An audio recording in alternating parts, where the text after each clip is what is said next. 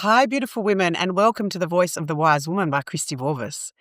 This podcast is for the woman who knows she's meant for more depth, more power, more sovereignty, and more joy.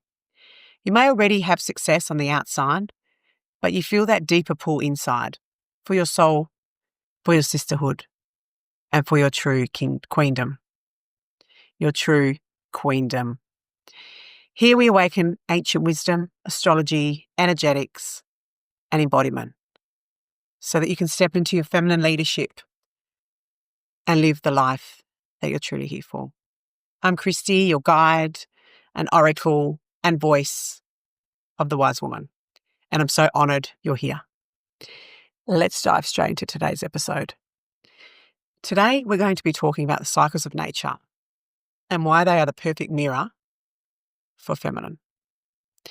As women, we're taught to keep pushing, to be in our summer all year long, to be like the masculine, which is the to-do list, getting everything done, keep going, do everything we need to do in the household, plus work, plus look after our kids, plus look after our community.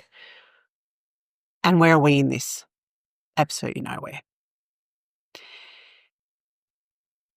We're taught to keep giving even when we've got nothing left to give, to be kind all the time, to be helpful all the time. But we can't bloom all year long. We can't produce all year long.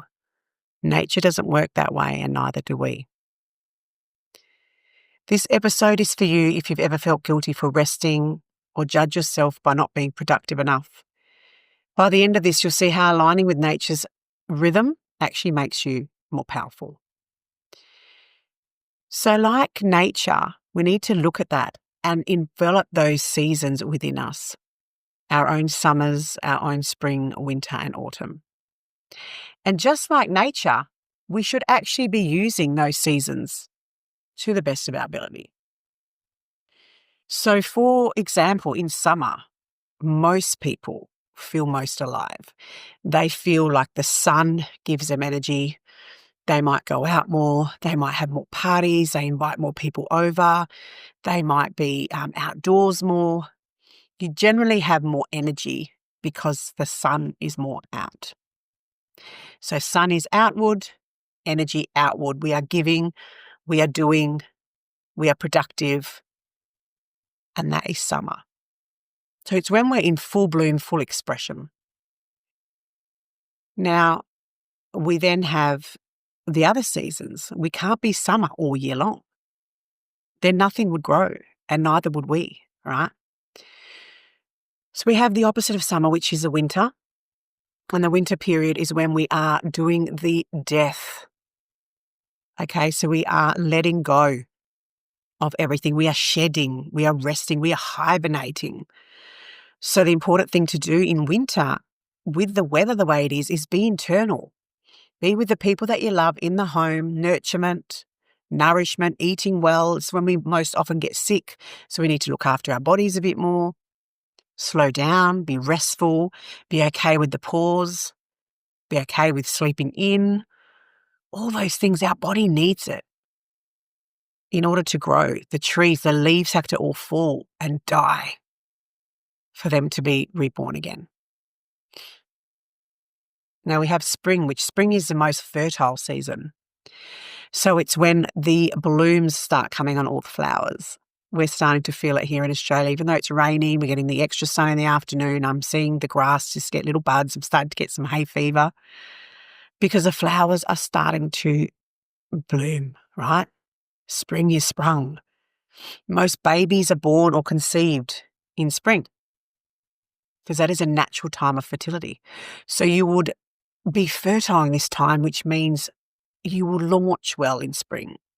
People want to do a bit more because they've come out of that slumber of winter and they're ready to expand, they're ready to grow, they're ready to see their friends again, maybe go on trips. They've rested. Spring, let's get fertile. Let's see where we're going with this. Let's plant some more seeds and the blooms are coming. So we plant them in winter and then the blooms are coming. We plant in winter so that in spring we see them growing. We see them growing, ready then for summer to actually harvest and eat what we have grown or get the flowers in the vase that we can look at. And once summer hits and finishes, we then go to autumn. And autumn is the grief period. We are starting to grieve now. We are starting to slow down a bit. Okay, the plants, the trees go orange. They're starting to wilter and die. There's less sun. So it's almost like the battery that's starting to drain.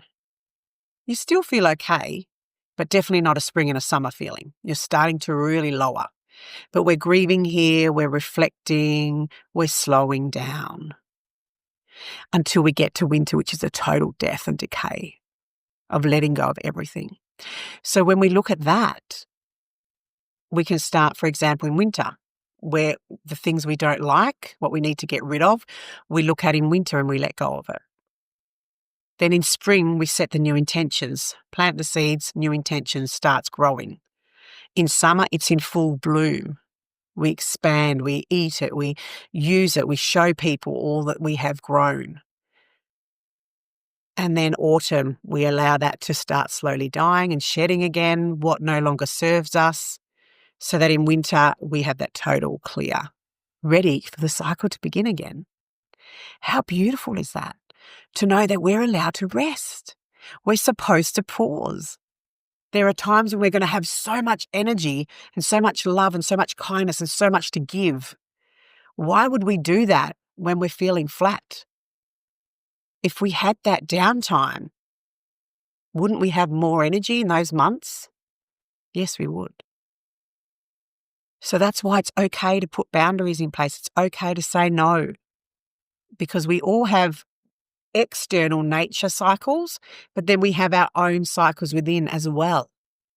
So you, in fact, might hate summer, and summer for you is when you go internal and you don't want to see. It could be the total opposite, and that's okay.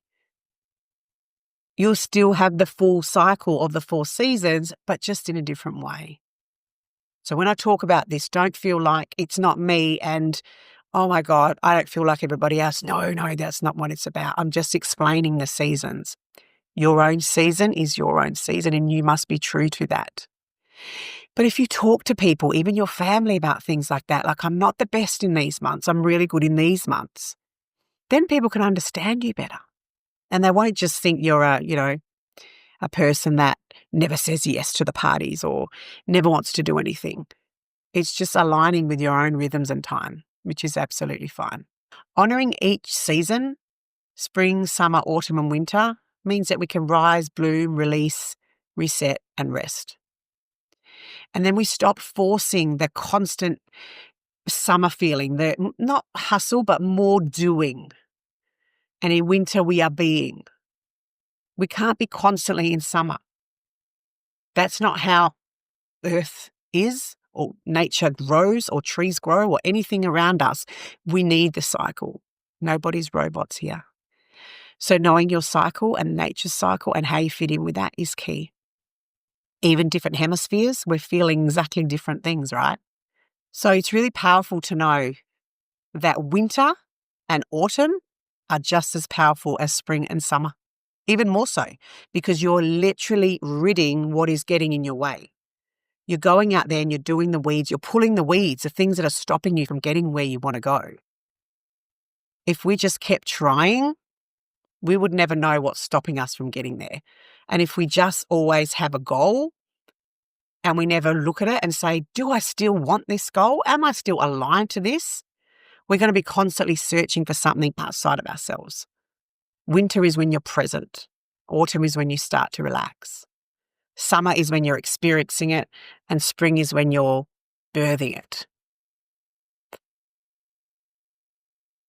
When you embody your seasons and nature's seasons, you reclaim your rhythm and you stop fighting yourself and start living with harmony with nature and the world around you. So I hope that really resonates with you. Thank you so much for listening, wise woman. I'm truly honoured you've taken this time to yourself. If this episode resonated, share it with a sister or someone who needs to hear it. Post it on your stories, tag me, of course, and don't forget to leave a review if you loved it. It helps more women discover these beautiful wise woman insights. And if you're truly ready to embody these cycles, step into your feminine sovereignty, come and join me inside the Queendom, my 12-month mastermind that is going to help you awaken these rhythms so you can lead and live in harmony. You'll find the link in my bio. I would love to have you join me. Until next time, wise woman, keep rising, and I'll see you in the next episode.